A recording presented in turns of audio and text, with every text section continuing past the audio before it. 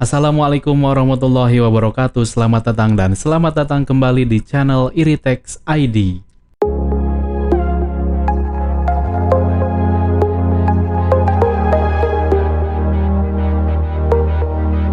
Oke, kita lanjut ke materi yang keempat, yaitu pengenalan sistem komputer dan cara kerjanya. Tapi sebelum kita mempelajari cara kerja sistem komputer ini, kita lihat dulu definisi dari sistem komputernya ya.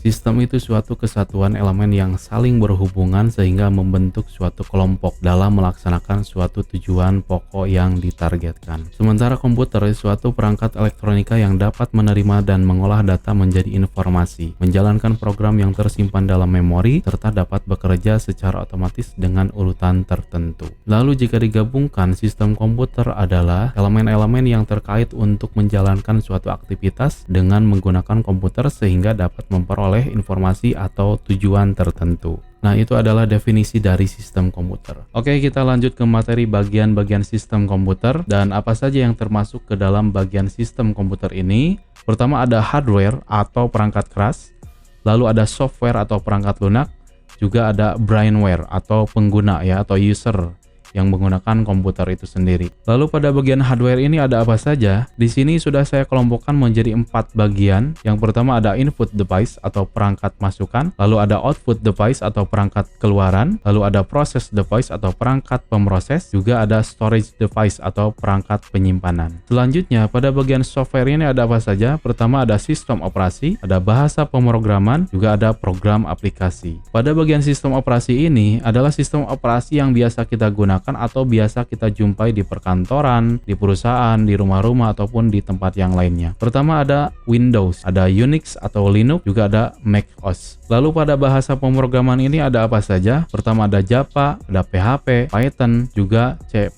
dan masih banyak lagi bahasa pemrograman yang lain tapi tidak saya tampilkan di materi ini. Dan ini adalah bahasa pemrograman yang biasa kita jumpai. Lalu pada program aplikasi ini ada aplikasi apa saja? Pertama ada aplikasi untuk perkantoran, untuk desain grafis, untuk multimedia, dan yang lainnya. Sebetulnya masih banyak program aplikasi yang bisa kita gunakan atau bisa kita download atau bisa kita lihat. Tapi yang saya tampilkan ini adalah aplikasi yang biasa atau yang umum kita jumpai saja. Selanjutnya pada bagian brainware atau orang-orang yang menggunakan komputer ini siapa saja? Pertama ada programmer, ada operator komputer, ada teknisi, ada sistem analis, desain grafis, pelajar, guru, dan yang lainnya. Karena saat ini banyak orang-orang di semua sektor hampir semuanya menggunakan komputer. Oke, kita lanjut ke materi cara kerja sistem komputer itu seperti apa. Jadi seperti inilah konsep dasar cara kerja komputer ya. Pertama, ada user yang memasukkan perintah, lalu input device yang digunakan user untuk memasukkan perintah, CPU melakukan pengolahan data menjadi informasi, lalu output device menampilkan hasil pengolahan data berupa informasi, dan akhirnya informasi pengolahan data diterima oleh user ya. Itu adalah konsep dasar cara kerja komputer.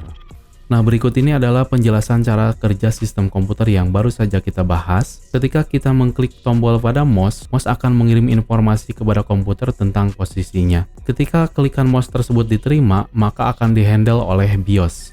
BIOS ini bertindak seperti mata, telinga, mulut, dan tangan dari komputer. BIOS ini menyediakan jalan untuk berinterfaksi dengan environment, tapi juga berfungsi sebagai buffer untuk menjaga CPU agar tidak terlalu panas oleh distraction. Dalam hal ini, BIOS system memutuskan bahwa klikan pada mouse cukup penting. Jadi, BIOS system tadi mengenerate interact pada CPU. Kerja CPU adalah men-teaching instruksi dari memori dan mengeksekusinya. Ketika kita mengetik dengan sangat cepat, seperti 60 kata per menit, CPU akan men-teaching dan mengeksekusi menara instruksi per detik. Instruksi untuk memindahkan kursor pada layar untuk menjalankannya pada desktop, internet, memanage file di hard disk, dan masih banyak perintah lainnya. CPU ini memiliki sifat yang multitafsir. Semua program yang dilakukan oleh CPU, khususnya program pada mouse, internet, radio, dan huruf yang dikirimkan oleh keyboard. Masing-masing program itu dibuat dan ditulis oleh manusia menggunakan bahasa pemrograman yang diminati oleh manusia seperti Java, C++, atau Python. Lalu program itu dikompil menjadi lebih kecil dan menyimpannya dalam bentuk bit 1 dan 0 dalam memori.